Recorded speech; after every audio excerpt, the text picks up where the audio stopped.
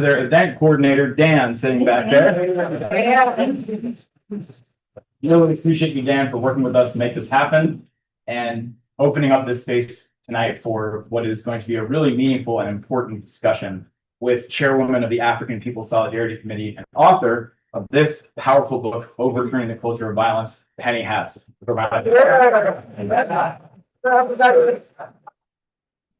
Oops. So this is the final event of the 2025 Reparations Summer Project that we've been holding here in St. Louis as the Uhuru Solidarity Movement. Uhuru means freedom in Swahili, and we are the organization of white solidarity with Black power under the leadership of the African People's Socialist Party. So we're very honored to have this event here at Dunaway Books on this extremely important topic.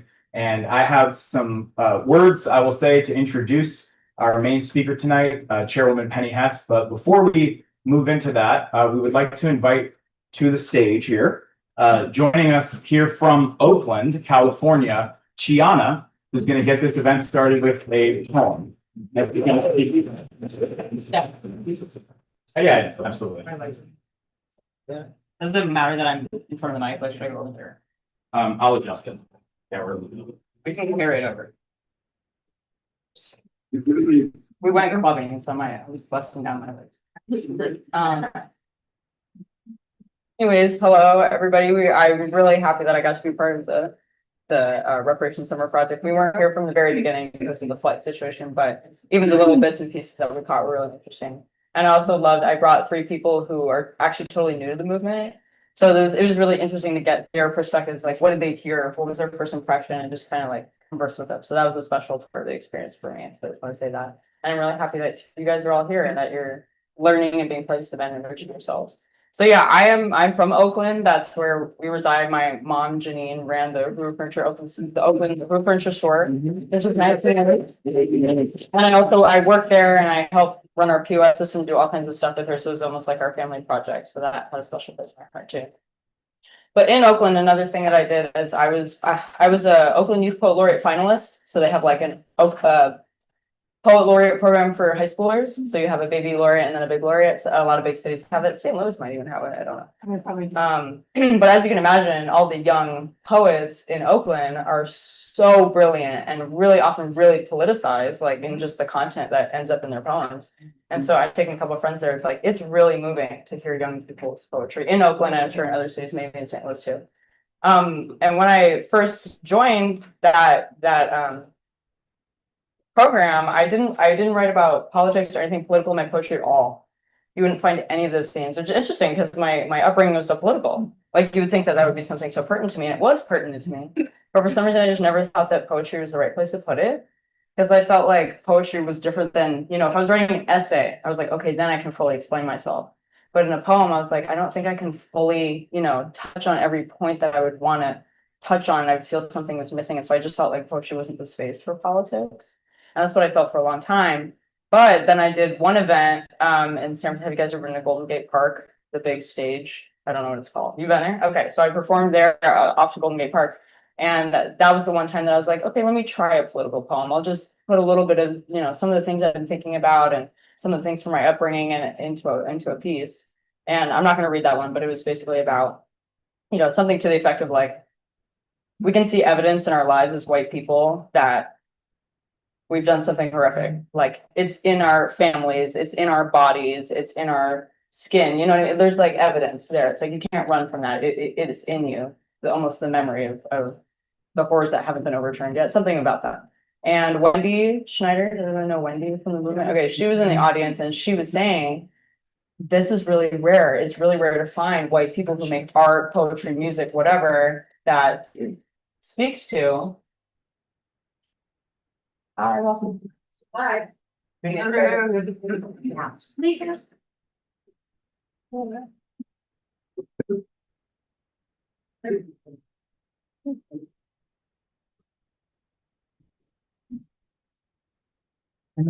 bad not taking No.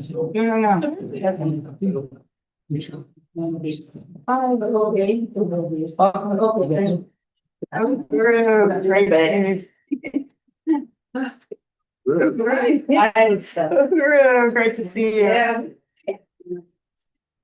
Oh my God, food was on the floor. Do you want? No, I'm so happy. Okay, right. This is where I want to be.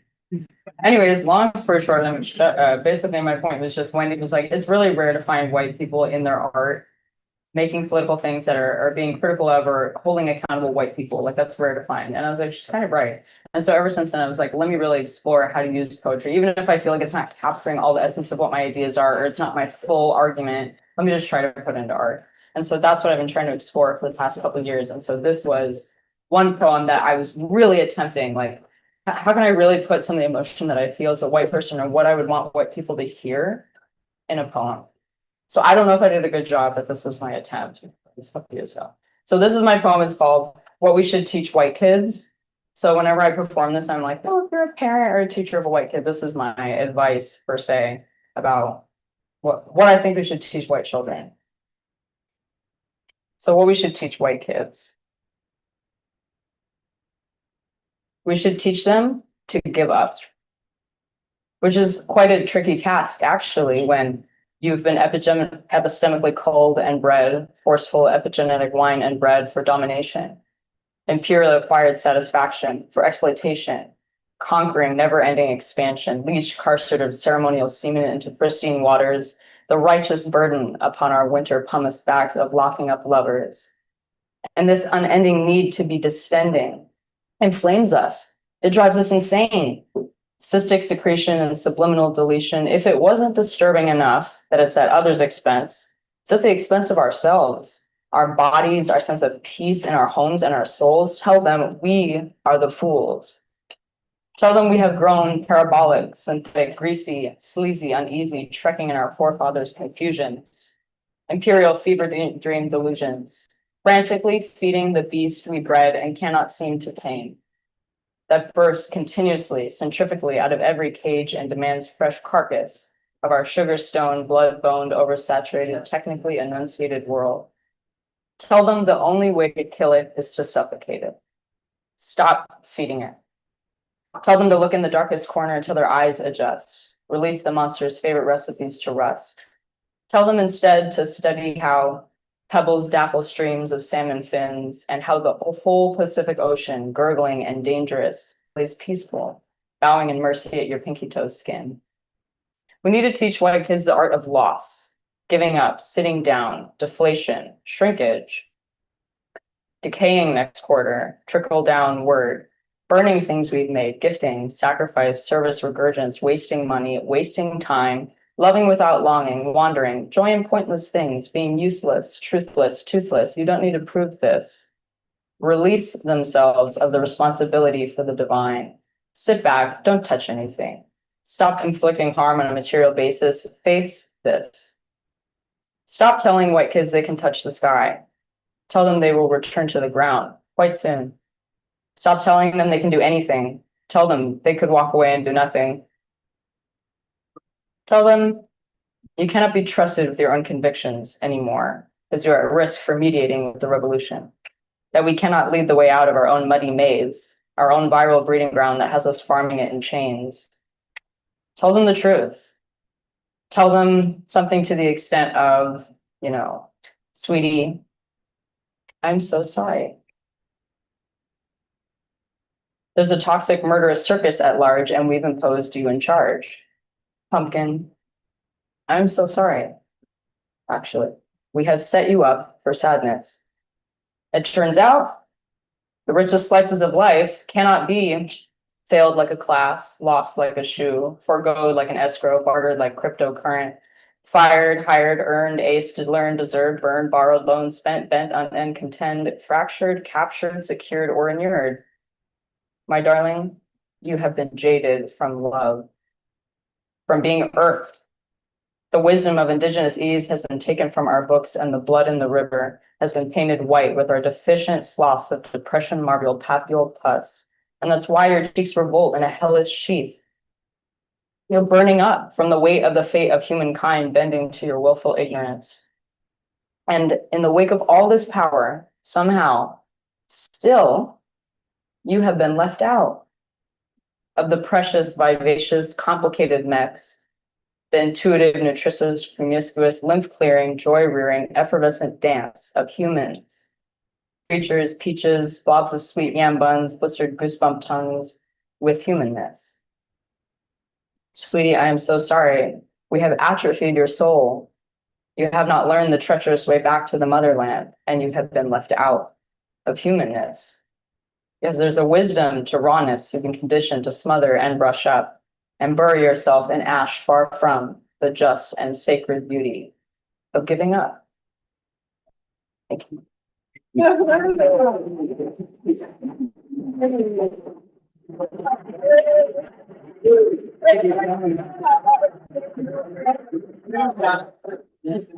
give another round of applause.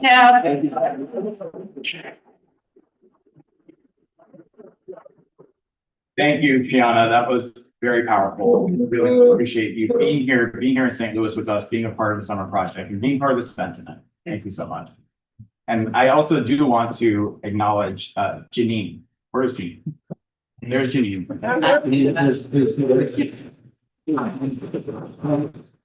A member of the African People's Solidarity Committee for 35 years, is that correct? Approximately, and just a great comrade, and we're so happy you're here as well. And welcome to everybody. So that was a very powerful way to start this event, and without any further ado, I'm going to introduce the author of Overturning the Culture of Violence, the chairwoman of the African People's Solidarity Committee, Penny Hess. And I just wanted to say very quickly that I first had the great honor of meeting Chairwoman Penny in late 2009 in Sarasota, Florida, and it completely opened my eyes to the truth. We talk about telling white people the truth. That is the task that Chairwoman Penny and the African People's Solidarity Committee were given by the African People's Socialist Party back in 1976, when Chairman Omali Yeshitela, the leader of the Uhuru movement, formed the Solidarity Committee. And that day in September of 1976, Penny Hess was there. He was there when the chairman called for white people to take the correct and principled stand of solidarity with the leadership of the African working class. And she has been there ever since, modeling that stance and organizing and winning others in the white community to embrace the call of white solidarity with Black power, to face the truth about our history and our present reality, and to see a real future through the eyes of the African working class, through the vision and struggle for reparations to African people. And that is why this book was written. And it is a very powerful book. If anyone here does not have this book, you can get it here tonight from Dunaway Books and get your copy signed by the author, Chairwoman Penny. And I just want to close by saying that this message is one that this government does not want us to hear. This system does not want us to hear this. And Chairwoman Penny is also one of the Uhuru Three, along with Chairman Omali Yeshitela, who was the primary target of that attack, a desperate attempt by the US government to silence the voice of the African community and to silence the voice of white solidarity with Black power. And despite that attack, the fact that we are here tonight having this discussion, listening to these ideas, engaging with these ideas, is proof that the struggle continues, that we are winning, and we're very excited to have this discussion and talk about how to move forward and continue to build here in St. Louis. So, Chairwoman. I'm so excited to see everybody here tonight. And I want to join in thanking Dan and Dunaway Books. And this is wow, what an amazing bookstore. And we have to, just really continue to fight for books, for books, the reality of reading. And that is this is a very, very beautiful, beautiful bookstore. And I'm honored to be here. And I just really want to thank Gianna for that powerful poetry, and that I feel like your theme was very important, because we're talking about white people and this whole reality of, quote, as you say, being left out. And I think that is very appropriate for what we're talking about tonight, because what we are talking about is, why are white people left out? Why is the world the way it is today?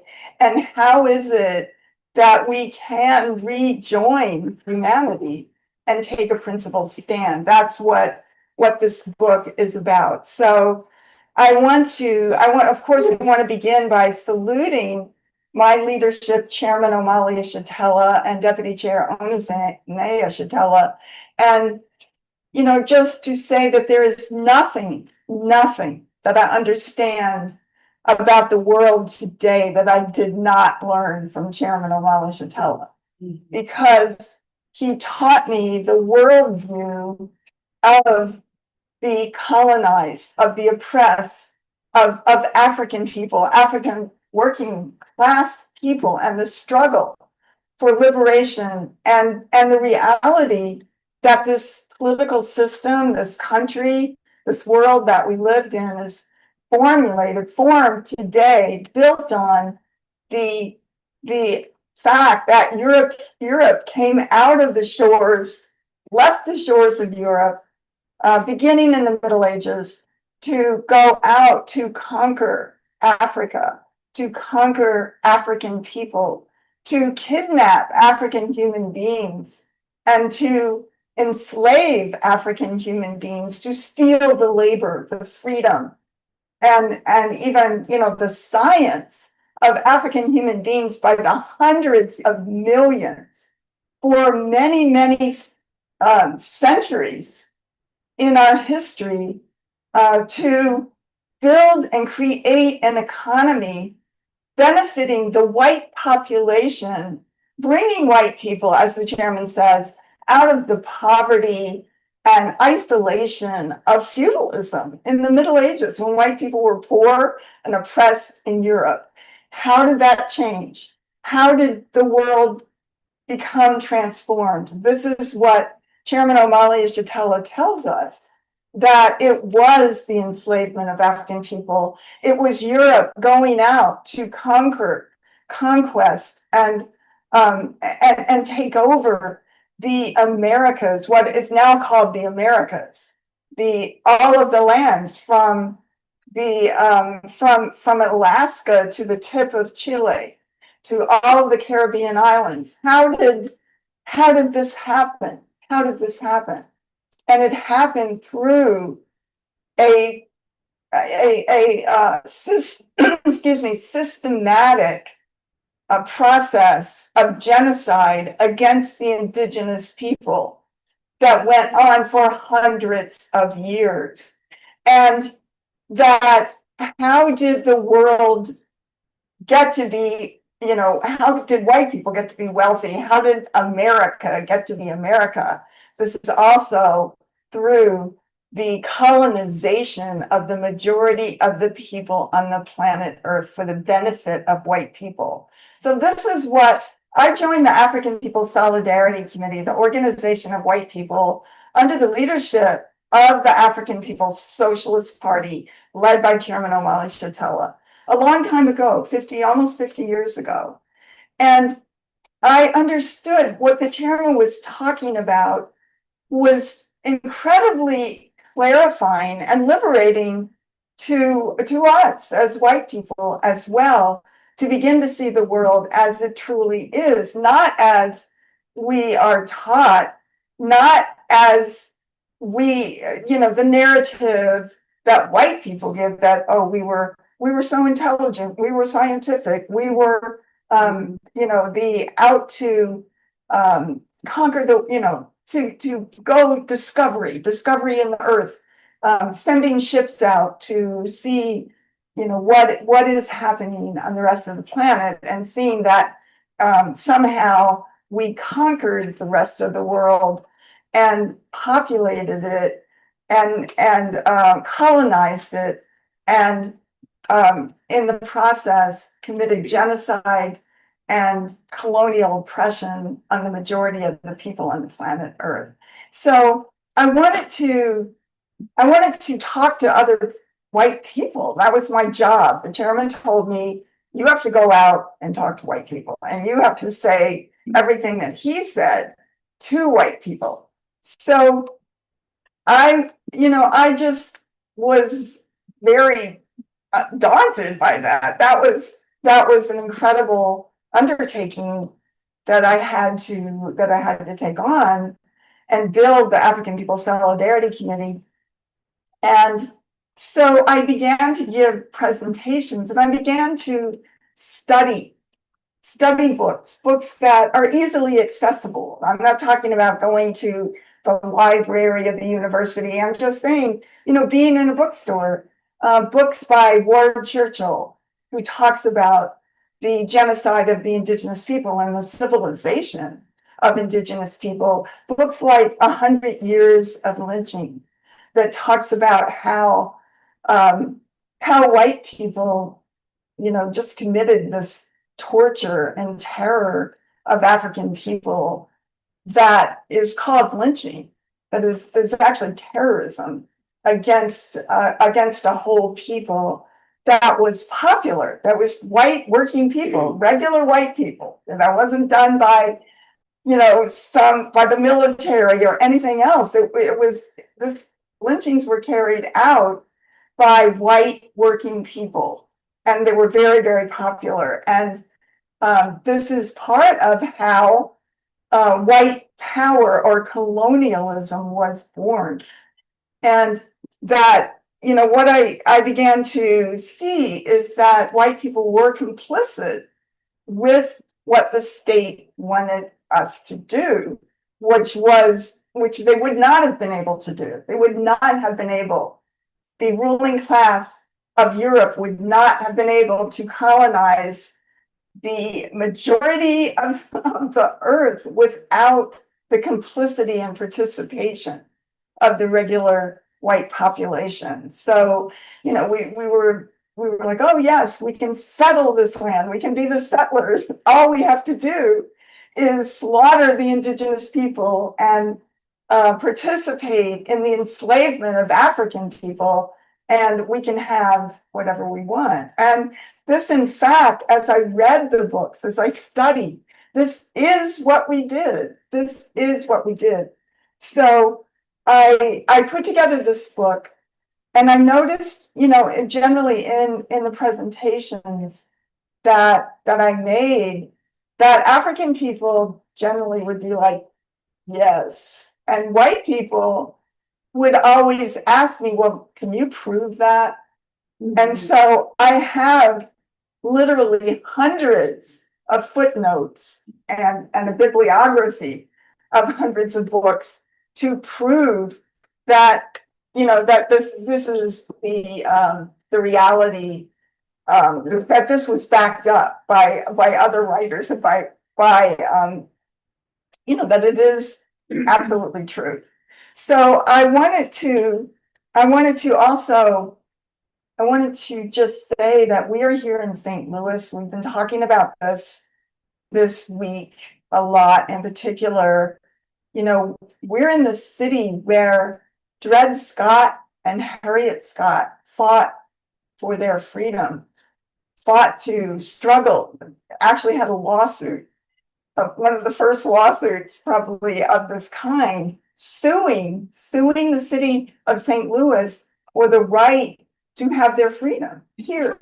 And they it had to be Dred and Harriet, because an African man was not allowed to have the children with them. Only the woman could have the children with them. So it was Dred Scott, Harriet Scott, and their children. And their children had to be hidden. They had to hide their children while they were in this struggle that was about 15 or 18 years of going through the courts all the way to the Supreme Court of the United States, which ruled that African people had no rights that a white person, that any white person had to respect. So, I think about that, and I see how the struggle of African people here in this city has been over and over again a struggle to continue that whole legal case that Dred and Harriet Scott had initiated in the early 1800s. So we see here in St. Louis, there was an incredible neighborhood, a huge neighborhood, a neighborhood where 20,000 people lived, that was called Mill Creek Valley. And it was it was 100% African, 100%. There were no white people that lived there. And they had everything. They had their own hospitals. They had their own schools. They had, in fact, I think it's called Harris Stowe University started. That was part of Mill Creek Valley. They had, you know, their own churches, their schools, and the city of St. Louis in the 1970s tore down, took the wrecking ball to the entire neighborhood and tore it down and put the African community that lived there into housing projects, public housing that was called Pruitt-Igoe.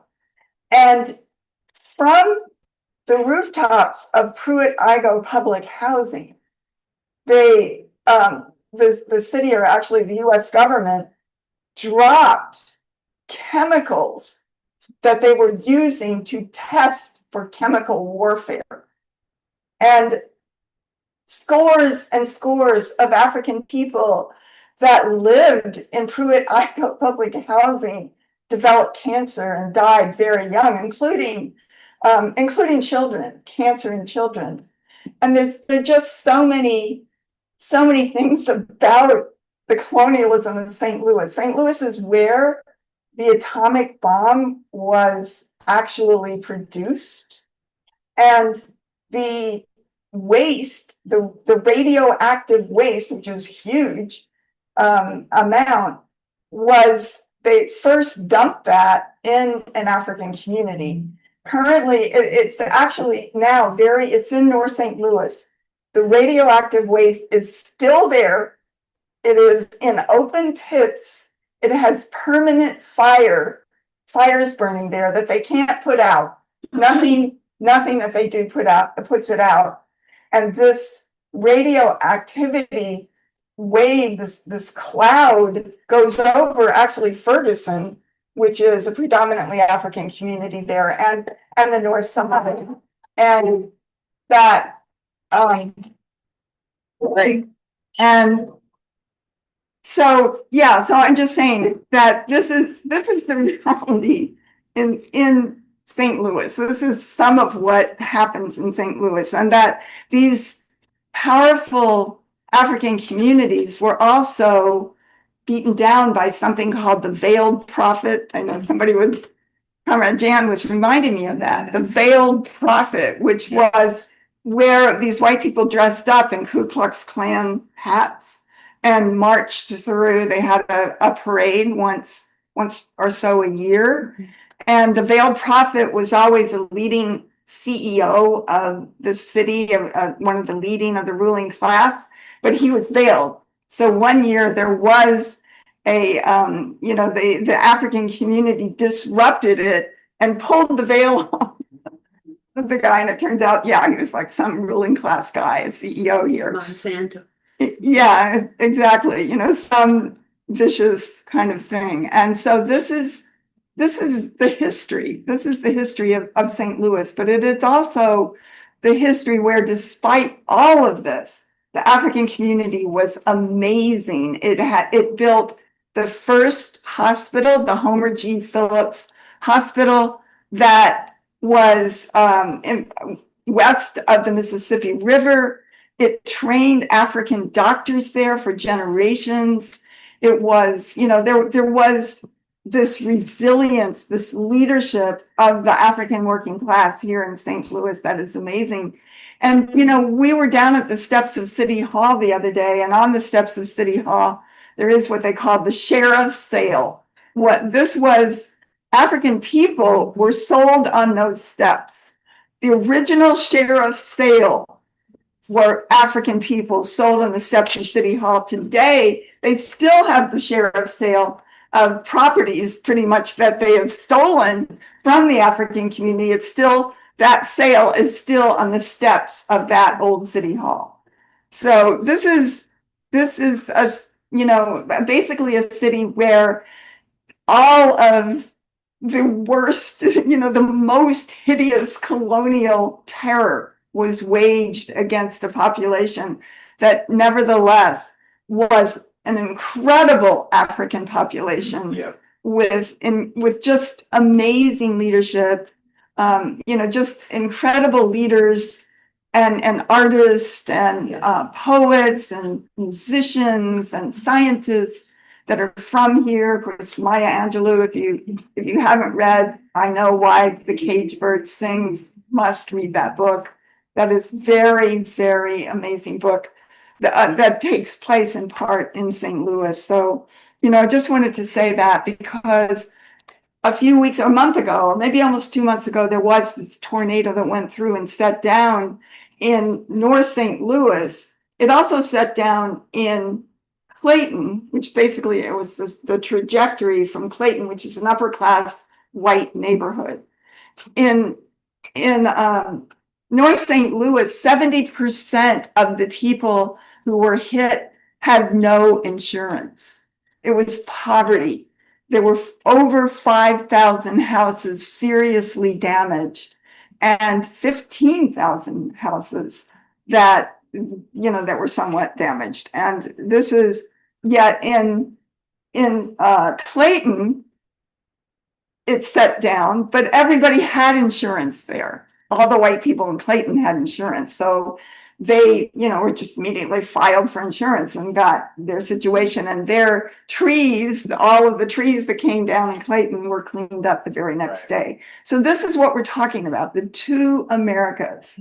The thing that after Mike Brown was murdered here in St. Louis in 2014, there was something that became known as the Delmar Avenue Divide, the Delmar Divide, where on one side of it, on the south side of it, you are in the Central West End in these gated mansions or beautiful houses, and you can cross one street, Delmar Avenue, and be in the middle of the deep poverty of the African community, the Delmar Avenue Divide. So it is a way of saying colonialism.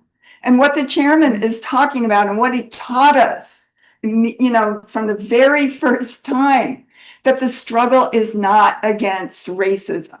And as the chairman says, we don't give a damn what white people think about us. He's always said that the goal of the Uhuru movement, the goal of the African People's Socialist Party, is to have the power to deal with and prevent any white person with bad ideas in their head from harming any African person, to have political power. They are not working for something to get something or to change the existing system, because they can't do that, because this system is built on slavery, and that doesn't go away. That doesn't change. It means the essence, the DNA of the system we live in is the enslavement of African people and genocide of the indigenous people, and the struggle against colonialism of, in India, we were talking about that, in India and South Asia, just throughout the world, wherever oppressed and colonized peoples are. So this is why I had to write this book. I had to do that because I had to show to white people that there, that here's the truth. Here are all these books. This is what it says. We have to look at this reality. So I went through and I, just took various stages of history from, starting with the beautiful civilization, African civilization for thousands of years that we are not taught about. 10,000 years at least. They say that the Sphinx is so old it could be, 30,000 years old. They don't even know. They can't even, it is not from recorded history. This is Africa. This is African people. The civilizations, we barely learn about it. If you learn about it in school, that's an oddity. It is not on the agenda. So, and it is certainly something that is part of the truth that this system in every way helps to hide and prevent the, you know, the truth from coming out.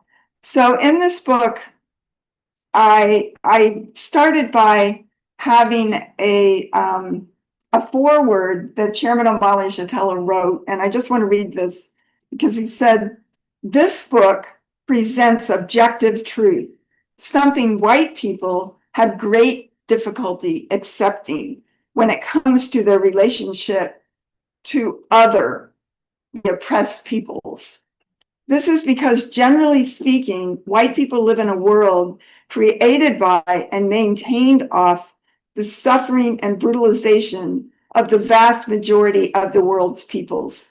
In short term, white people benefit from this relationship immensely.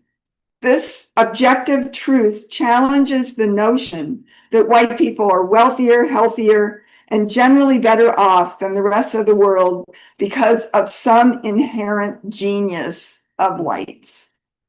For if it is the genius of whites that is responsible for the vast difference in conditions of existence of whites and others, then Europeans have no greater obligation or responsibility than that informed by their own sense of generosity, basically charity. However, if it is true that white wealth has its origin in genocide, pillage, and brutality, reinforced by the incredible institutional devices of today, including the prisons, the police, enforced poverty, then the implications are obviously very different. One shudders to think about the deep implications of this reality, so one doesn't. Hence, it is a rarity that we find whites capable of dealing with objective truth. There is a stake in falsifying history and covering up objective truth.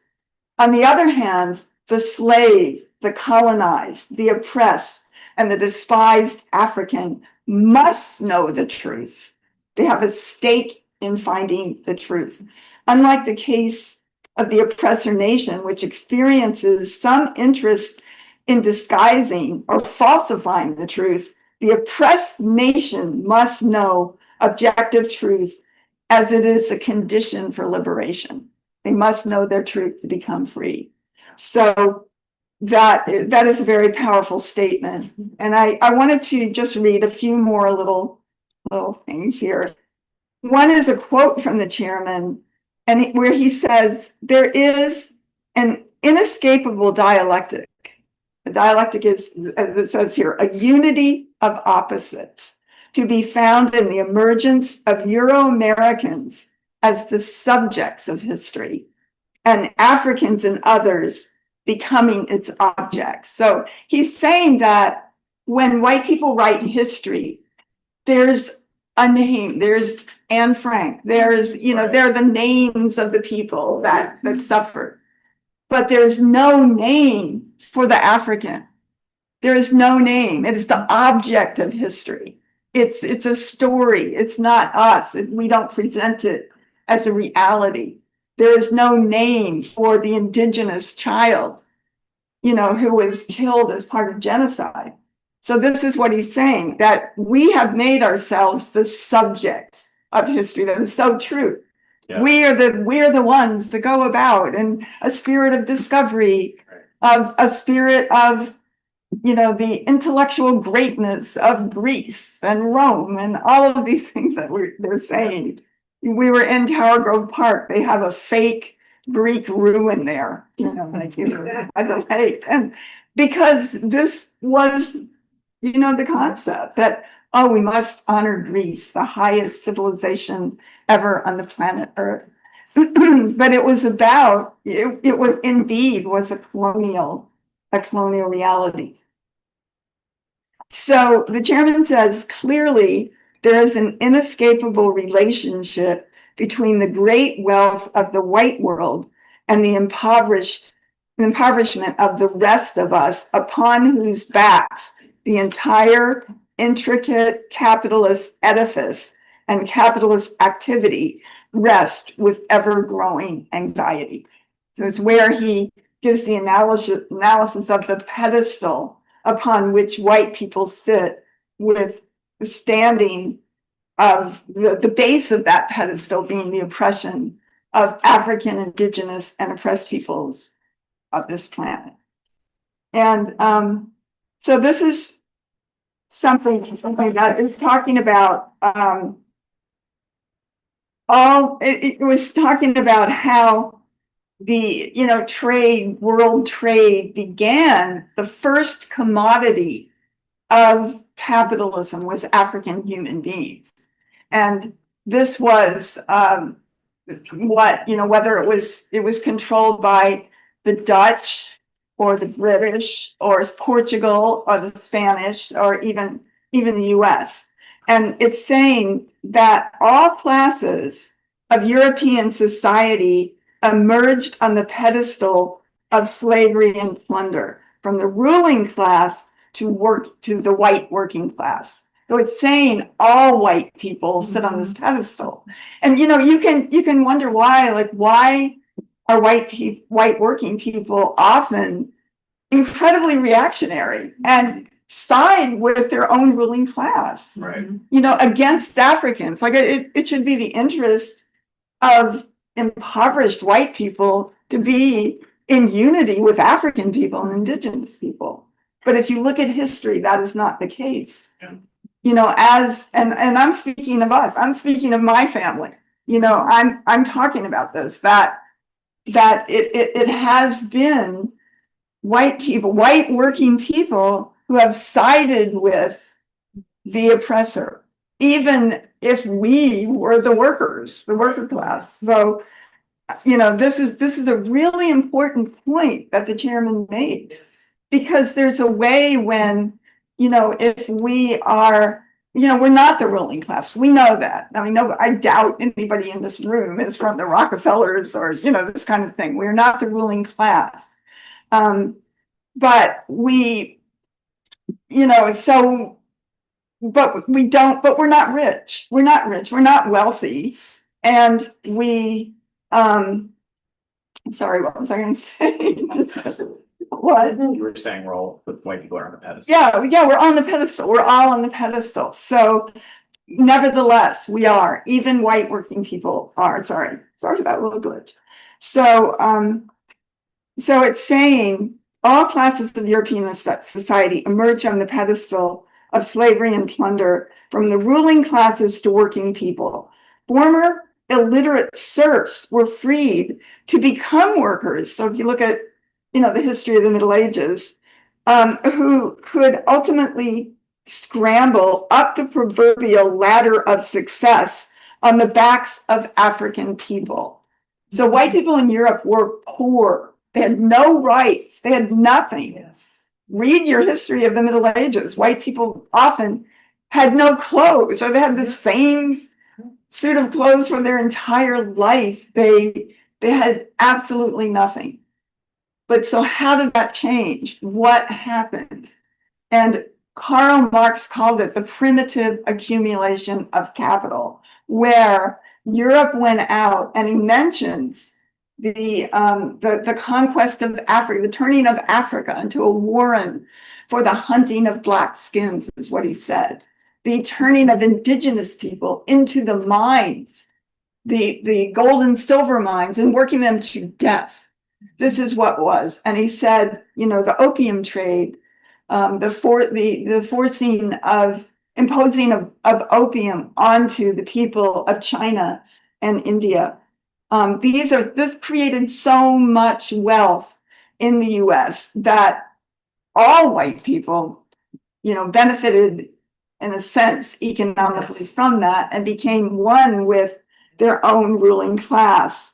And that he's saying that it was through slavery that European peasants became workers to begin with, and it was the same parasitic rise of capitalism that transformed a growing merchant middle class and bourgeoisie into a ruling class.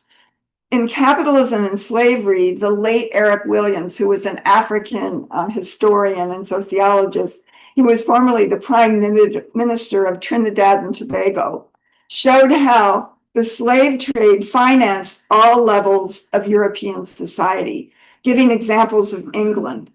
He said, quote, the development of the triangular trade and of shipping and shipbuilding led to the growth of the great seaport towns, Bristol, Liverpool, and Glasgow, occupied as seaports and trading centers, the position in the age of trade that Manchester, Birmingham, and Sheffield occupied later in the age of industry, which those towns also were reliant on the trade in African people. It was said in 1685 that there was scarcely a shopkeeper in Bristol, England, who had not a venture on board some ship bound for Virginia or the Antilles, which is where Haiti is, the islands in the Caribbean. Even the parsons, the priests, talked of nothing but this trade in human beings. And it was satirically alleged that Bristol freights were owned not by the merchants, but by the mechanics. The people, regular working people, were making so much money from this as well. It was the slave and sugar trades which made Bristol the second city of England for the first 3/4 of the 18th century. There was not, wrote a local analyst, a brick in the city, but was cemented with the blood of a slave, of an African. Sumptuous mansions, luxurious living, liveried menials were the produce of the wealth made from the sufferings and groans of the enslaved Africans bought and sold by the Bristol merchants. That was written, centuries ago. And it says coffee, spices, sugar, tobacco, opium, and rum flowed into Europe on the slave ships returning from ports in Africa and the Americas. These fashionable luxuries became the basis of the triangular trade. And by the year 1700, there were 3,000 coffee houses in London. They didn't have coffee. Coffee didn't grow in London alone, and one cafe for every 20 people. This was the life. This is in 1700, the cafe society. And, he goes on to say that he delineates other industries that sprang up as a result of the trade in African people. They included woolen goods, cotton manufacture, sugar refining, rum distillation, metallurgy. And, you could see, like in Victorian England, they had rugs from Turkey and from Iran and Persian rugs on their floors. And they were drinking tea and they were drinking sugar, which there's a whole books on how, on how white women in England could not give up their sugar, because they wanted their tea, and that came from, from the enslavement of African people. So, and it was saying the banking and insurance industries mushroomed.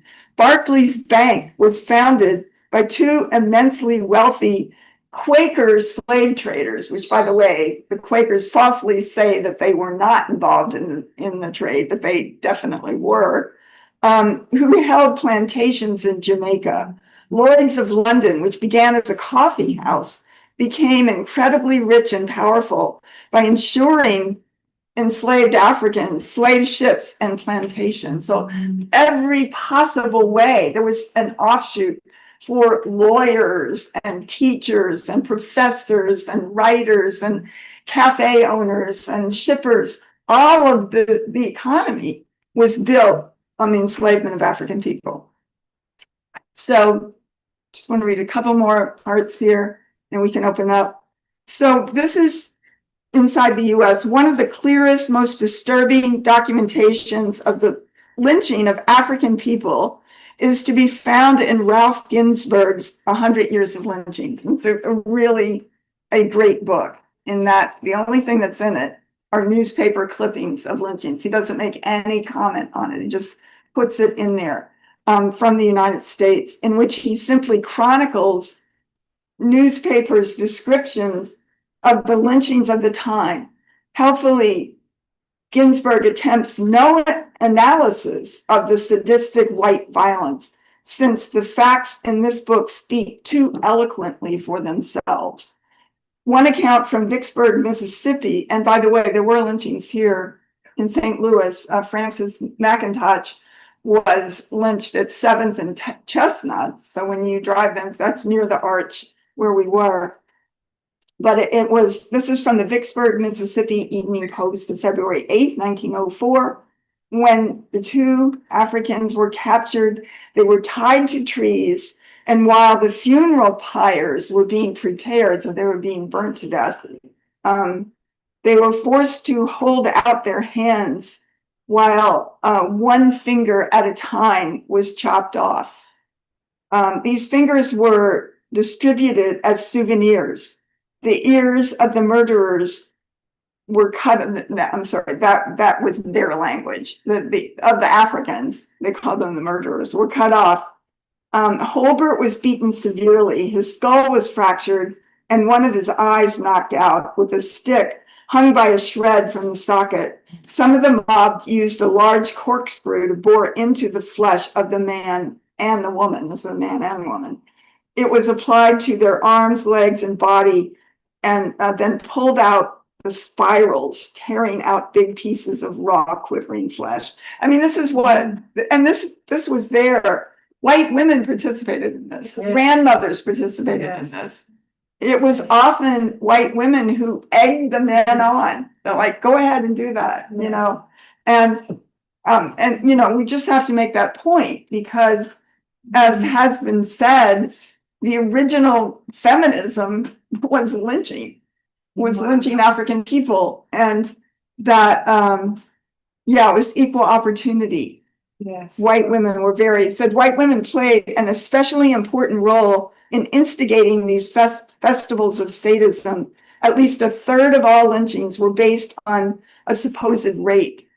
White women repeatedly made this charge, usually to cover up their own crimes or to keep their husbands' liaisons, you know, from their husbands' liaisons with other men, as is depicted in the film Rosewood, if you've ever seen that.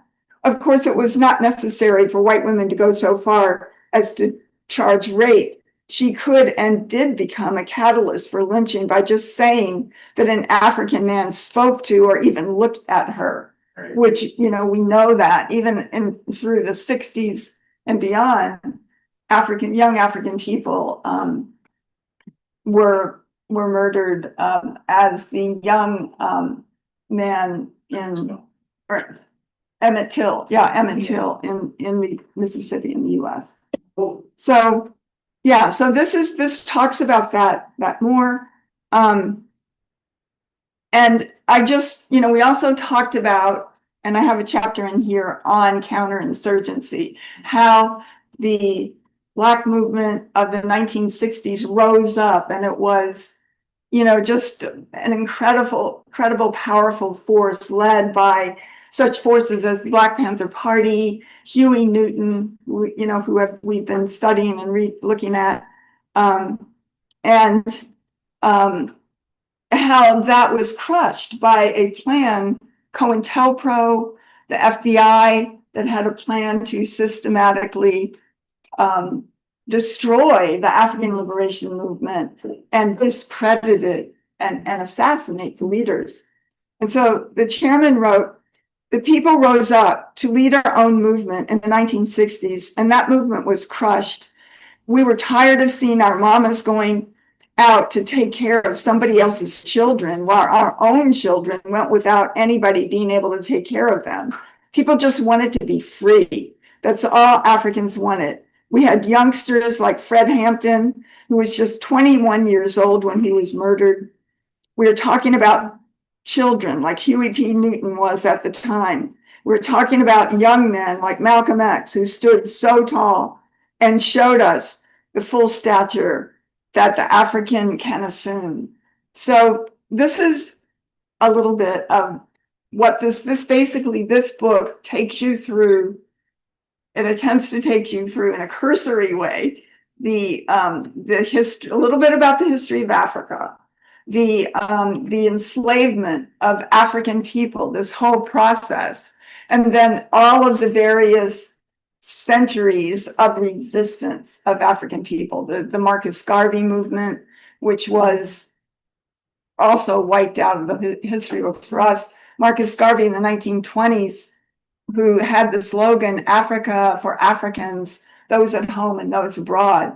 His goal was Africa belongs to African people, obviously. And the Marcus Garvey movement had a membership of at least 11 million African people around the world. This is before the internet, before, cars and anything else. And they had in 1920, in 1921, they had a convention at the, what was the name of it? Madison Square Garden in New York City. And it had 25 to 50,000 African people from around the world there. So, this was a powerful movement. We know nothing about it. It talks about this, the crushing of that movement, the struggle of, that the African People's Socialist Party has taken on, and the struggle against white opportunism, the ability of white people to want to try to assume leadership over African people and the struggle of African people for self-determination and freedom. So, and the demand for reparations as a revolutionary demand, which is something that, the African People's Socialist Party has put forward for many years, and the African People's Solidarity Committee is our demand, reparations to African people, unity through reparations. So this is a little bit about this book. I hope that people can get it. We often have studies of this book. It is, again, it has the wisdom and knowledge of Chairman Omali Yeshitela, Ward Churchill, many, many great writers and political theoreticians and activists. So, this is what we need to see. This helps us to see the world through the eyes of the oppressed and colonized of the planet Earth. And this is how we end our self-imposed isolation from the rest of the world, and end our being left out from the world, and join humanity in a principled way under the leadership of the African Revolution. Uhuru.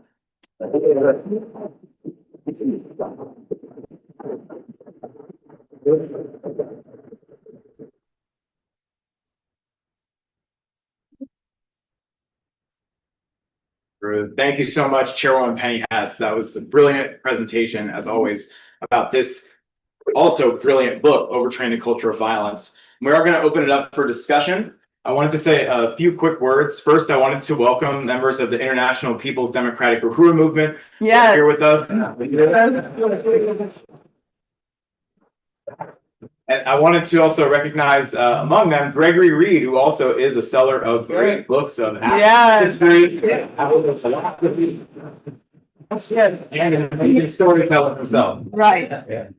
And I wanted to just again say that you can get your copy of Overturning the Culture of Violence here tonight at Dunaway Books. We also have copies of the books of Chairman Omali Yeshitela, Vanguard, and The Verdict is In, Reparations Now.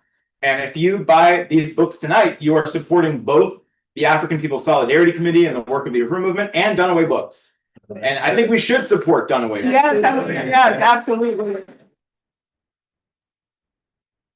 I feel that way because it's not only a great bookstore, and I have been here many times, I've gotten some very interesting books here, but it is a great bookstore that is open to sponsoring this kind of discussion, a discussion about the truth of the reality of this country and what we can do to stand in solidarity with African oppressed peoples to change that reality. So that is something I think any bookstore that is open to that should be supported, should be recognized. And I want to give another round of applause to Dunaway Books for being that. And I just want to say another thing, that to understand this, to unite with it, to look at the truth about the reality, how the world got to be the way it is, to see it through the eyes of the African working class and oppressed and colonized peoples is incredibly liberating for us. Mhm. It really is. It's like a relief, because I think that a lot of white people are very, very alienated Yep. from, from among other things, certainly from the society that is, we could say, oh, it's just about, it's about getting rich, and, it's materialistic and in that kind of way. And we don't want that. We want meaning. We want unity. We want to have a principled relationship to other peoples. And of course, anybody who's, been outside of their own house knows that white people have very, very bad reputation in the entire world. I mean, any place in the world you try to describe, I don't know, you just, and this is how we rectify that. This is how we can have a principled relationship, beginning with dealing with the contradiction and taking a principled stand in relationship to African people right here. And to say that the African People's Socialist Party is incredibly internationalist in such an inspiring way. It has unity and always has, from the very day of its inception, with the Palestinian people, with the Mexican indigenous people, right here with the American Indian movement, Unión de Barrio. These are their closest comrades, compañeros, and in so many ways. And it shows us, because we can't go into that relationship, but we can be part of a movement, that has a front. We have work to do too. Yes. We have an assignment. We have to win other white people. Come on, take this stand, because we don't want this alienation. We look at, just of the whole, it's like an epidemic of depression, including drug use, or even not drug use, but just depression in white, the white society. And, I know in my family, I've had, I have siblings that, I have my brother overdosed on drugs. He was only 24 years old, and we don't have to do that. We can, experience the exuberance of being part of the world, of a genuine relationship with humanity, but in a principled way. And that's what reparations and the stand of reparations means. It is more than just resources, but of course we have to return all the resources so people can have their economic development. But it is also a stand that we have in the world of genuine solidarity with the right of African and oppressed peoples to be free and self-determining. I just want to say that. I think that what you just said, Chairwoman Penny, perfectly leads into the call I would like to make to people in the audience tonight before we open it up for discussion. And it really is what this book is about.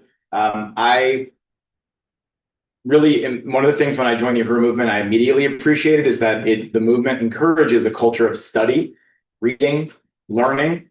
And I've always loved to read, but I've never read a book like this one. Because it's not a book that you read and you go, oh, that was interesting.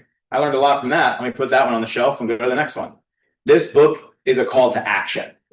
It's not something you just intellectualize about. This book, when you read it, it grabs you by the collar and forces you to look at the truth, and then leads you towards a way forward and presents to you the path and the option, the choice to take the right stand, to be on the side of African oppressed peoples, to be on the side of reparations to African people. That's how this book concludes. It concludes with a call to the reader, not just to consume information, but to take action by getting organized under the leadership of the African working class and fighting for reparations to African people. That's what the African People's Solidarity Committee is, and that's what the Uhuru Solidarity Movement is about. So before we open it up for questions and discussion, I know there are some people in this room who are not yet members of the Uhuru Solidarity Movement. And to be a member, it means to unite with three main principles. One, that we work under the leadership of the African People's Socialist Party. They are leading this struggle. African people have always led not only their struggle, but the struggle of the oppressed peoples of the world against colonialism and for liberation. So we are an organization created by and led by the African People's Socialist Party. Two, we organize in the white community for reparations to African people. That is our work. That is our job. That is our great honor. And it is incredibly exciting work to do. And we have so much to do here in St. Louis on that front and in cities throughout this country and beyond. And third, we stand in solidarity with African self-determination, the right of African people to determine their own destinies, to determine the destinies of their children. And that is what the Uhuru Solidarity Movement is about. So if you agree with those principles of unity, you should already be a member of the Uhuru Solidarity Movement. And if you are not, you can correct that tonight by becoming a member, and we can get you signed up and invite you to our local meetings, get you involved in our local branch. We have our local chair, Brendan here, the chair of USM St. Louis. We have our membership coordinator here, Comrade Camille. And if you don't live in St. Louis, we are building the Uhuru Solidarity Movement everywhere. So I just want to put out the call and ask, is there anybody here tonight that would like to become a member of the Uhuru Solidarity Movement? I know we're on Zoom too, so people can let us know. Okay. What's the cost? So to be a member means to make either an annual or monthly contribution of reparations to African people through a form of material solidarity with the programs of the African working class, the African People's Socialist Party, including the Black Power Blueprint on the north side and all of the political and economic programs of the Uhuru movement. So annual membership is $25 a year. And there's also a monthly sustainer that you can do that is anywhere from $5 a month to $500 a month. We have various membership levels at which you can join. And there is a place in this movement for everyone who unites with those principles of unity. So that's what it means to be a member. And you become connected to other white people like yourself who are equally passionate and committed to working under the leadership of the African working class and building the movement for reparations to African people. So I just, again, want to put out that call. You can talk to me or Camille, our membership coordinator, about becoming a member before you leave tonight. And with that, we would like to open it up for discussion with Chairwoman Penny Hess. Everyone, a short comment. Mark's really laid it out with the warrant, turning Africa into a warren for commercial hunting black skins. And Amali really took it the step, Chairman Amali really took it a step further to create a theory and practice to overturn that. And if anyone doesn't know what warren means, it means a land set aside for the breeding of game. The hunting ground, Yeah. hunting ground. Wow.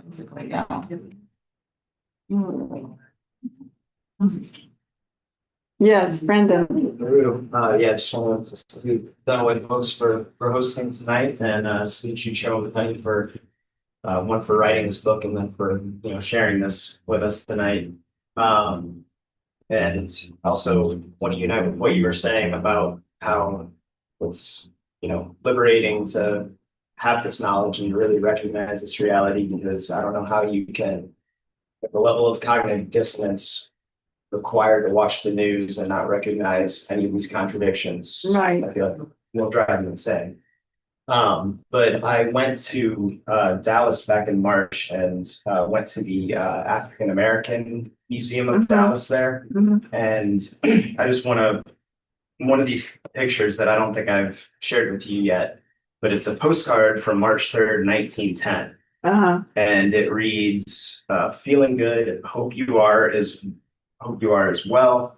I thought I would send you one of these postcards so you would know how it was. And it is a postcard, the picture on the front is a lynching that took place in front of what looks like a government building. And that was 1910. 1910, yeah. And just to show It was basically 100 years, yeah. this was. How normal, how everyday. there is, I know some of us were able to, in Mobile, I think it was, Montgomery, maybe it's Montgomery, Alabama. There is, it's called the Lynching Museum. It's the national memorial to African people. And it's the only museum of lynching in the United States. And it is so powerful the way that it is done, because most of it is outside, and there are like just kind of structures, not a building, but sort of like, a trellising kind of thing over the walkways. And there are concrete slabs hanging from the ceiling of that. And each slab is from a county of the 5 major states of the South that are considered the South: Mississippi, Louisiana, Alabama, I think Florida and Georgia. And so it doesn't show it what it looked like, but it is very powerful. So these slabs are hanging down, and on each slab from each county are all the names of African people who were killed, who were murdered in that way, during that period. And it is just, I can't explain how profound it is to see. It's just it evokes it in such a very powerful way. Yeah. I really recommend people go there, have a chance. I saw yes hand over here. I would like to salute and acknowledge Omali Yeshitela, the chairman, for all of his leadership, and also you, Penny, for having compiled this and sharing it with us in such a easy to share form. I can easily hand that to my dad and go, hey, I need you to read this.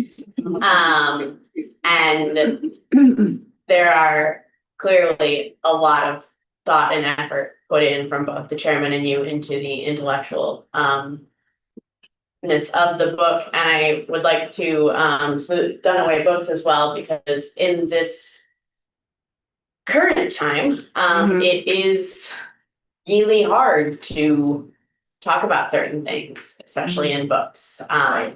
We are dealing with a culture of book bans and feeling enraged or inflamed about what things may be taught to children. But those things are just the truth. And we have got to teach it to them. We have got to teach it to ourselves, and it's not an African person's job to educate us. We need to take accountability for our own ignorance and complicity, and they should never have had to go through any of this suffering in the first place. But especially in this day and age, to write a book about it and to be willing to sell that book is unfortunately something impressive and worth noting. But I would just like to salute all of that being done so that we can share it. So thank you. Thank you, Camille. That was a beautiful statement. Thank you very much. That was very powerful. Yes, Gregory. Just a little, kind of a different question, but I noticed on your title page, you had a map of the world, and then you chose to put that upside down. Well, it's funny, the chairman always says, well, we have to turn the world right side up. Like he would always say, he was working to turn the world right side up. And it's interesting because that map is actually the map as used in Australia. So that's how, so they're seeing the world turned, what we would say turned upside down. But that's like in school in Australia, that's what they use. And this is it. It's kind of hard to see, but they show it. You know, it's a different perspective. It's like seeing the world from a different point of view. Yeah, like from the moon. Yeah, exactly. And so in a way, the chairman had kind of adopted this map as the way African people would see the world, you know. And when you have it this way, Africa is in the center. It's in the center, and it's not like the other way. Europe is presented way larger than it is. I mean, if you want to get into maps, there's a whole thing. But this way, Africa and then Asia, you know, and then the American, it's just, it's much more centered on colonized, you know, from the colonized point of view. So that's why the chairman, you know, has done that. Yes. I'd like to say thank you for this talk and thank you for writing this book. Hearing you mention that you had like hundreds of sources pointing to people being like, can you really prove that? Like, it sounds like a very well composed piece of work, and I really enjoyed the summary you went through. There was a lot of history that you connected back to, a lot of direct examples, something I really appreciate. A question that came into my mind was, what has anything stood out to you as the hardest part to accept when introducing this concept of this book to white people? And if not, like, what was the hardest part for you to make sense of? Mm-hmm.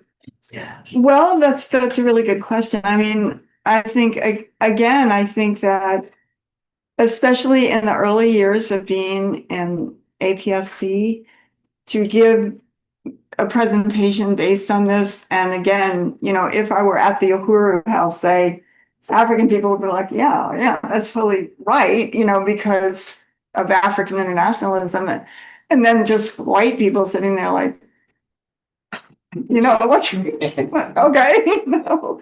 And I think that one of the things that we have to really realize is the world has changed because of the party, because of the chairman, and because of these ideas, you know, that get out there in a way that have permeated the society in a different way. You know how even in, you know, when George Floyd was murdered a few years ago, and they went all around the US, they began taking down statues of leaders that are totally, you know, either Confederacy or upholding, you know, colonialism. And here in St. Louis, I've got the part pointed out, but there was a giant statue of Christopher Columbus right at the Grand Avenue opening of Tower Grove Park.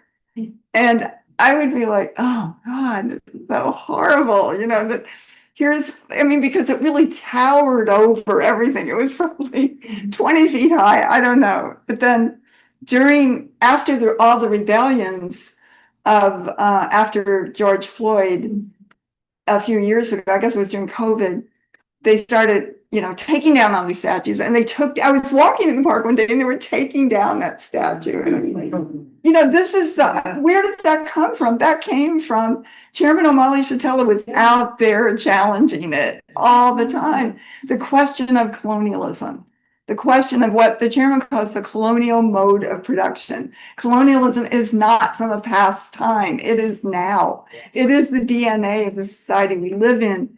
And, you know, that this is how is everything produced? That's what he taught us, like through the enslavement of African people and genocide and colonialism.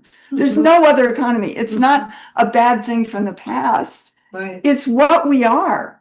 And, you know, and I just think that the chairman has fought for that. He has spoken anywhere and everywhere. He'll speak to 6 people, he'll speak to 600 people. Yeah. You know, with the same passion. Right. And he has done that. Nobody has spoken to the world and written as much as he has, and everywhere in any kind of setting. And he has popularized this understanding, if nothing else, that white people are not the leaders of the world were not the highest example of civilization. In fact, are the colonizer. He has popularized the understanding of colonialism, of, that this is the reality. It's not racism. It is a struggle for power on the part of African oppressed people. So we have to salute that. Yeah. And it is a different world. It is a different world in that way since I wrote this. Yeah, yeah, Since that time, because of that. yeah. There are things in here that were still being struggled around that are sort of like, you couldn't say that now. Yeah. A person wouldn't object to that now because it's been settled. This is it. This is colonialism, and that's understood. That is understood very easily, and so I'm very honored to be under the chairman's leadership and know how he has fought for this, and just how brilliant and fearless and courageous he is. I have a question too, Kitty, and then Gianna, I saw your hand before. Yeah, but I can. Okay. Go ahead. Thank you so much, Chairwoman Penny, for this book, for this readings, for your stance in the world. And I just opened the page and you signed it June 18th, 2000. Wow. So, that shows it was 25 years ago. Yeah. But all the things you were saying that the chairman has won, that's been tenacious battle and struggle. And there are just certain things you were just mentioning today in your presentation that make me think about these were cutting edge struggles for white people, because the chairman directed the whole, led of the whole writing of this. But when you were talking about the chairman's quote, the unescapable dialectic, that's one where the DNA, when that came out, like the DNA of the white working class is the same as the white ruling class, both on the pedestal, all responsible. I mean, these are challenging concepts. They were challenging. In 2000, I was challenged by all of this through the years. These were challenging. And then the whole indictment of white women for as much a part of colonial slaveholders, owners of African people, whippings, beatings, raising their children to be slave masters, the whole indictment of white women, which put a hole in feminism, or like you say, that was the first feminism. And then just looking at this cover picture, they all look like my relatives. They all look Irish. I mean, I'm looking at it. Yeah. Like all these ways that we want to exceptionalize ourselves, that we were not really responsible. So therefore, we're not responsible for reparations. Right. I mean, this goes back to 2000 when this came out. And the party had been fighting for that since the late 70s. Yeah. But it's like, I think that's a good answer to what Comrade was raising over here Yeah. a few minutes ago. yeah. So anyway, I really Yeah, that's appreciate it. helpful. Thank you so much. Thank you, Kitty. I Yeah. have a question, Chairman Penny. I was thinking about, this book was written 25 years ago.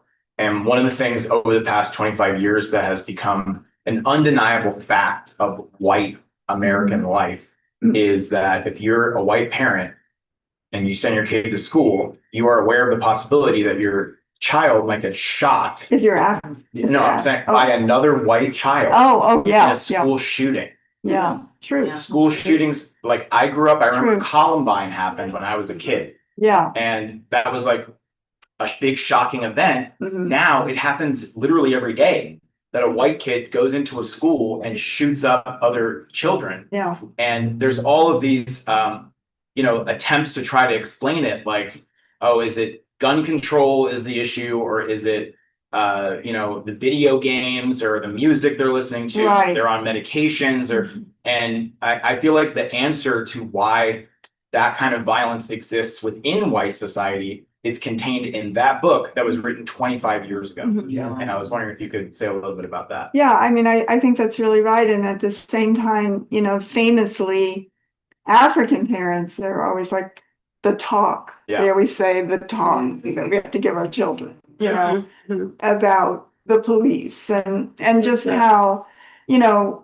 it was. Yeah, I know there were actually somebody that we were just talking to the other day, an African man, just saying, well, no white person gets killed just pulling their wallet Right. out of their Exactly. pocket to show the police. You Right. know, that happens to Africans. And so, you know, I think that it is the basis of the violence in white society is from the society, how it was created. Right. Exactly. I mean, it clearly was that, you know, because why would how many, I mean, there's certain years that there's like 150, 200 shootings, mass shootings, Right. they keep count, Yep.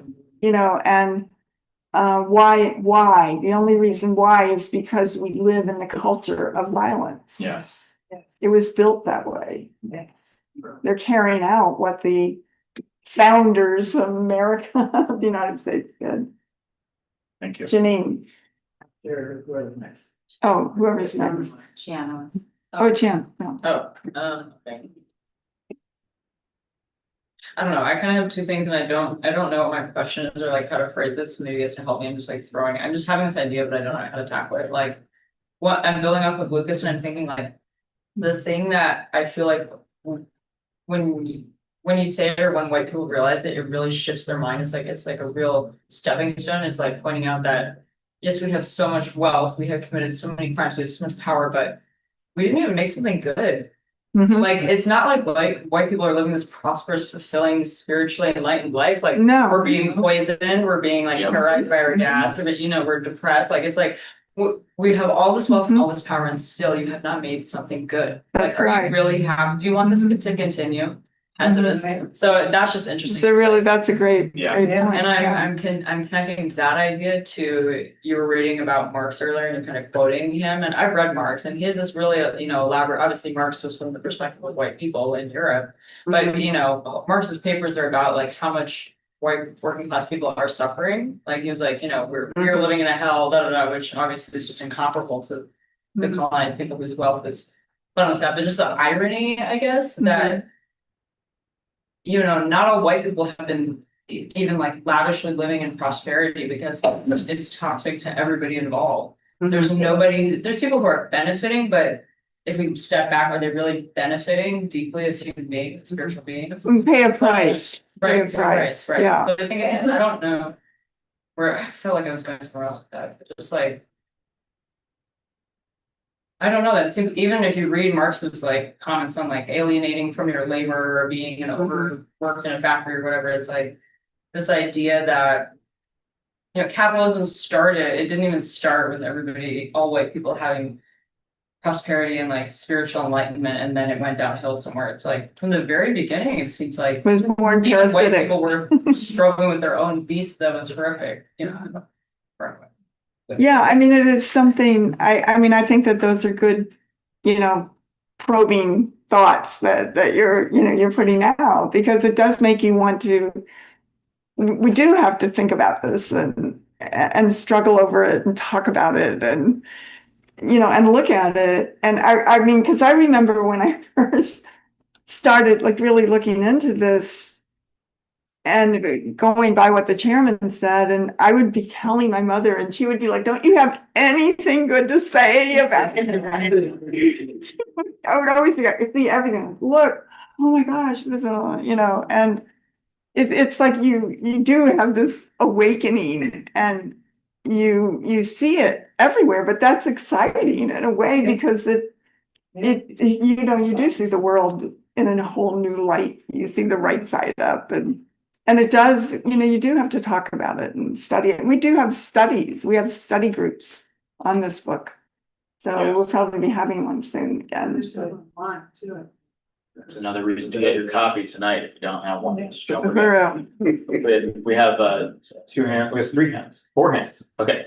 I don't know who was first. Jenny, oh, Well, a couple things. One was just to what you were just saying, like if you are open to giving it up, it's oh my God, opposite of pessimistic. optimistic. Oh my God. But if you're not willing to give it up, it's pessimistic. You know, people used to come with several people were like, "You're so pessimistic." Like, what are you saying? Yeah. Nothing good to say. Like, no, we're the most optimistic thing out there. Right. Literally. Yeah, that was the thing I was gonna say. The thing I was gonna say is a lot of times when I first talked to white people, and certainly myself at the beginning, when I first heard this, it was like, why did white people do that? Like, we're so different than everybody else on the planet. Like, what is that? And then I understood from the chairman and other, he got from previous, African writers is that, the lack of resources we had in that part of the world, in what's now known as Europe, has created a dog eat dog, what is it? World that then just spread out, like so that there's a material basis for why we as white people from that part of the planet turned out the way we are, fear of strangers and just a whole different way than everybody else on the planet. And then the other thing the chairman said that has always hit me, and I love it, is that it's not like everybody in the world was involved in the same game of trying to get over on each other and try to oppress each other. Like that wasn't the game that Europeans entered and then were just better at it. It's like nobody else was trying to do that. They weren't using their technology for weapons for mass destruction. They were using for fireworks and, housing and clothing, whatever, doing whatever people should be doing. It's Europeans that took those tools and then turn around. Because people are like, well, it's kind of an argument for why white people are superior because we were able to do this on such a mass. Yeah, that's true. Everybody else wasn't trying to do that. We weren't better at everybody else at doing it. Nobody else wanted to do that, Those are just. Yeah, there's so much that is, yeah, it's so true. And, somebody was saying, can there be benign capitalism? It's just something about, and of course, there can't be benign capitalism because capitalism was born on the enslavement of African people and genocide. But but people did sell things. Right.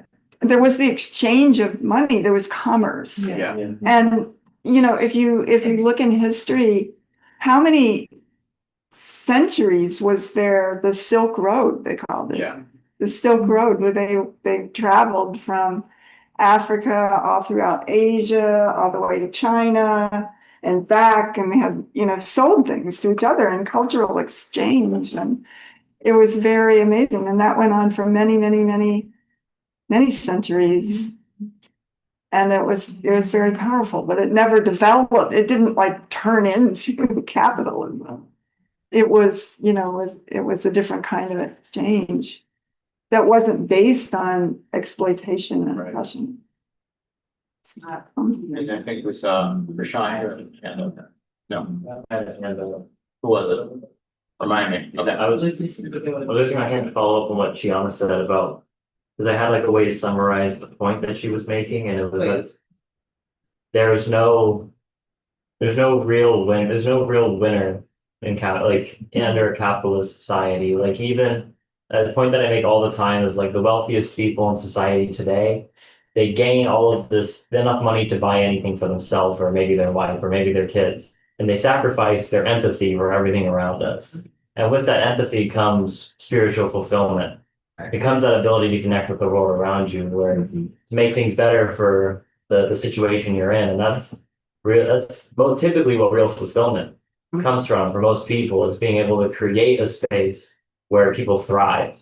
And when they create a space for 5 people to thrive while 7 billion suffer, it really just sacrifices so much of their heart. And so even for like working class white people, they're suffering the same thing, Like I have friends who are comfortable just like playing video games and using Instagram, and that's like their highest passion. And like they'll work at 7-Eleven, and that's really all the ambition that they care about having. And I'll explain my political views to them, and they'll be like, why are you so pessimistic, right? Why is this all that's on your mind? And it's because like I'm not comfortable living in a world where that's built on the backs of others. I'm not comfortable living at the expense of the rest of humanity. And I'm especially not comfortable living at expense of the rest of the world. I've had to sacrifice some of my comforts. I've had to sacrifice my addictions, which would be content. It would be consumption, whether it's video games or television. I can still try those things,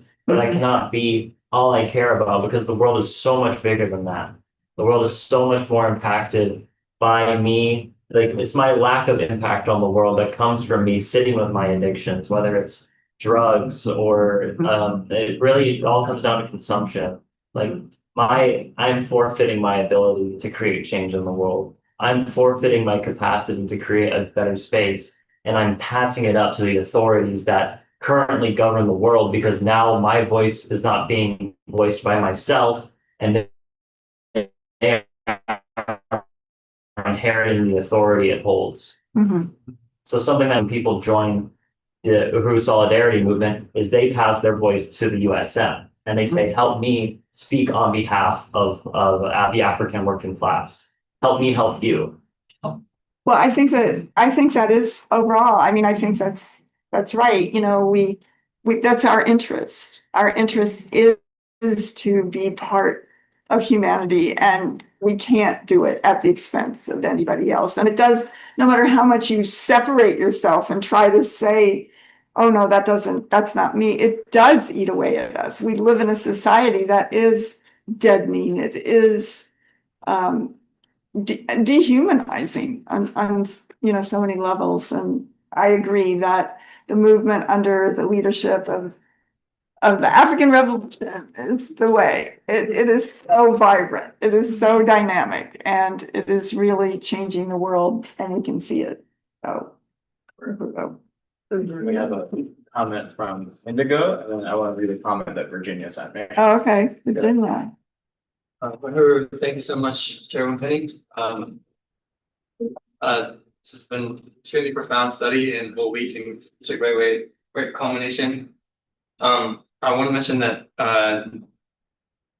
just kind of along the lines of something that was mentioned at the Sunday rally, that the party is working with the people, and the people are also working with the party. Like, it's a two-way relationship where the party learns from the people and the people learn from the party.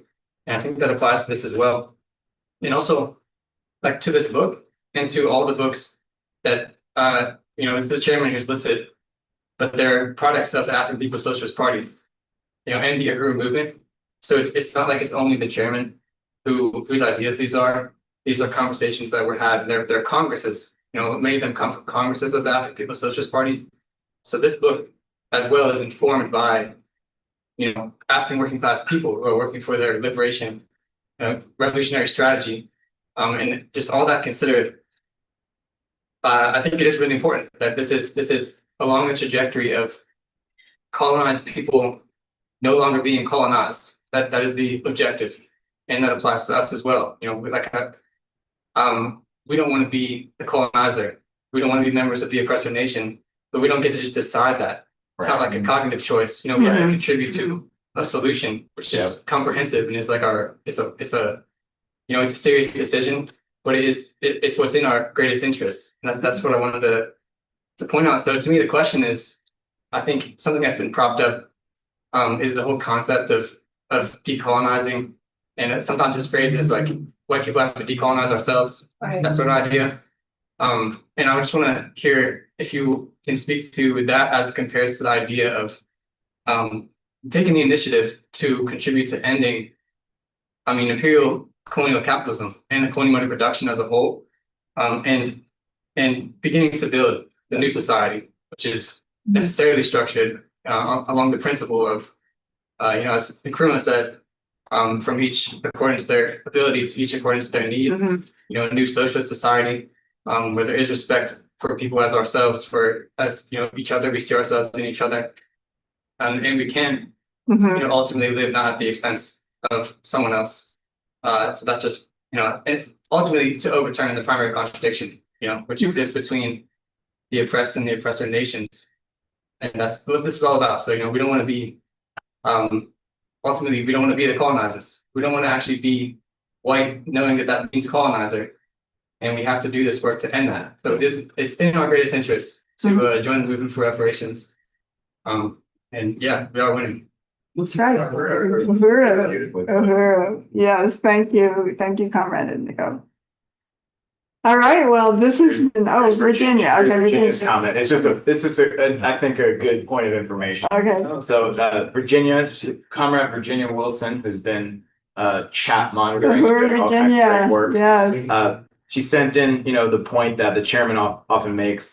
This was back when we were talking about Marx and Capital, that the book Capital was financed with funds from Frederick Engels's father from the textile mills he owned, whose cotton was harvested by enslaved Africans. Right, Yeah. right. So capital, the chairman says, capitalism was built on the enslavement of African people, and Marx's Capital, the book, Yeah, was right, funded by the enslavement of African. right. Thank you, Virginia. It's awesome. All right. All right. Thank Thank you, you. everyone. Another round of applause to Dan and Dunaway Brooks. Violence, you can get it signed by Chairwoman Penny Hess before you leave tonight. And we also have, again, copies of the chairman's books as well. And if you are not yet a member of the Uhuru Solidarity Movement, you're interested in doing so tonight, you can talk to me or Camille. So, hey, thank you. Thank you. It's in with your book. Oh. Right. We stand up. Like they were supposed to. Yeah. Be nice to.